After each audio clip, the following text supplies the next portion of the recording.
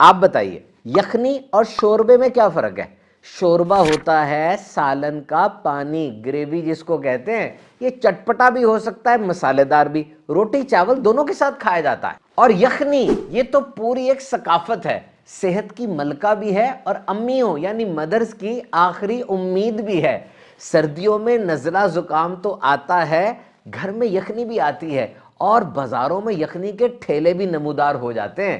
ہم جب کالج میں پڑھا کرتے تھے نا تو ہمارے قریب ایک چنے والا تھا، اس کی یخنی بڑی مشہور تھی، بڑے دور دور سے لوگ اس کی صرف یخنی پینے آتے تھے اور چنوں سے پہلے یخنی نوش فرماتے تھے.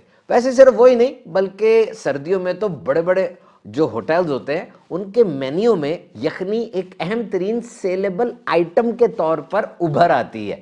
اور یخنی گرم گرم پینی چاہیے، اور اگر کوئی یخنی کو زیادہ ٹھنڈا کرنا چاہے تو وارننگ آتی ہے. یخنی کو بھی کوئی ٹھنڈا کر کے پیتا ہے، اس سے تو مقصد ہی مر جاتا ہے. ویسے تو یخنی بھی ایک شوربہ ہی ہے، لیکن جب ڈاکٹر صاحب کہہ دیں یخنی پینی ہے اب اس کی اہمیت آسمانوں پر پہنچ جاتی ہے. کیونکہ جب کھانسی آتی ہے، ایکچولی کھانسی کوئی خود بیماری نہیں ہے، یہ کسی بیماری کی نشاندہی ہے. پھیپھڑوں میں کوئی اریٹنٹ آ گیا ہے یا اور بھی بیماریوں کی نشاندہی کھانسی کے ذریعے ہوتی ہے. جس طرح بخار یہ بھی کسی چیز کی نشاندہی ہے.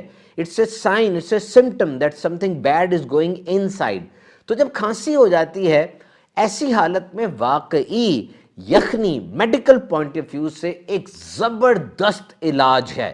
اور یخنی کی ایک بہترین بات تو یہ ہے کہ یخنی پینے کے بعد بندہ یہ ضرور کہتا ہے ہاں جی پہلے سے کچھ بہتر محسوس ہو رہا ہوں. اور واقعی سائیکالوجیکلی انسان بہتر محسوس کرتا بھی ہے. اب یخنی کیسے بنانی ہے؟ ریسیپی تو آپ کو نانی اماں، دادی اماں اور اماں جان ہی بتائیں گی. انٹرنیٹ پہ بھی سرچ کر لیجئے، لیکن بہت زیادہ مسالے نہ ڈالیے گا ورنہ وہ شوربہ بن جائے گا. اور کھانسی نزلہ زکام میں جس طرح ٹھنڈے سے پرہیز کیا جاتا ہے نا، مسالوں سے اور مرچوں سے بھی ایسا ہی پرہیز ہوتا ہے، کیونکہ وہ بھی اریٹنٹ ہے. یہاں پر سوزش کرتا ہے اور یہاں پر اریٹیبلٹی ہوتی ہے اور زیادہ کھانسی آتی ہے. 27 مئی 2025 کو یہ تحقیق ہوئی ہے، بالکل تازہ. کیا کہ انڈا کھانے کا سب سے بہترین اور صحت بخش طریقہ کیا ہے؟ اور رزلٹ کیا ہے؟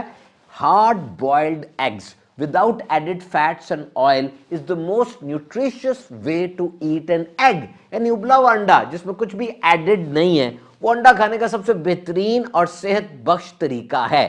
ہاں کولیسٹرول کے کنسرنز تو ہیں، لیکن ماہرین اس بات پہ متفق ہیں کہ دل کی صحت کے لیے مناسب مقدار میں انڈے ضرور کھانے چاہیے. اور پھر سردیاں ہوں اور گرم انڈے نہ ہوں، یہ کیسے ہو سکتا ہے؟ جناب ابلے ہوئے انڈے کی ایک بڑی پیاری بات ہے، یہ خاموش ہوتا ہے.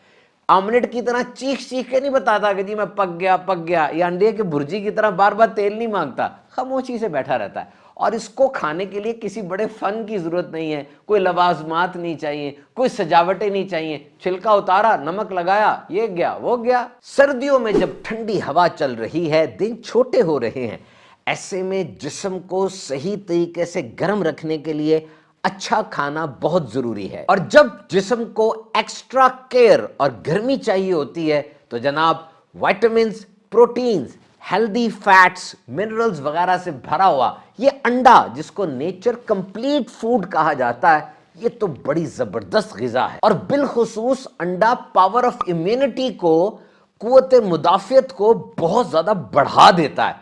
کیونکہ اگر اندر کی طاقت ہی اچھی ہوگی نا تو یہ چھوٹی چھوٹی اور بڑی بڑی بیماریاں یہ اندر سے ہی حل ہو جائیں گی، بیرونی مدد کی ضرورت ہی نہیں پڑے گی، یعنی دوائی منہ سے کھانے کی ضرورت نہیں پڑے گی انشاءاللہ. اور سردیوں میں جب ونٹر بلوز تنگ کرتے ہیں، موڈ اوپر نیچے ہوتا رہتا ہے، ایسے میں انرجی، فوکس اور موڈ کو ٹھیک رکھتا ہے یہ زبردست انڈا. بالوں اور سکن کے لیے بھی بڑا اچھا ہے، تو ناشتے میں کھائیں یا سوپ میں ڈالیں، it is best snack. Cake اور پین کیکس وغیرہ کو سافٹ اور فلفی بنانے کے لیے بھی انڈے کا استعمال کیا جاتا ہے. اور ابلا ہوا انڈا تو ہر جگہ ساتھ ہے، بھوک لگی ہو انڈا ابلا ہوا، ورزش کے بعد انڈا، ڈائٹ پلان بنانا ہے انڈا، ڈیوٹی سے لیٹ ہو رہے ہیں ابلا ہوا انڈا، ہر جگہ یہ ساتھ ہے آپ کے. ریلوے اسٹیشن ہو یا گہری رات میں محلے کی گلیاں، گرم انڈے والے بھائی کی پیاری پیاری آواز آپ کی بھوک کو بڑھاتی ہے اور ان سرد راتوں میں گرم رہنے کا طریقہ سکھاتی ہے.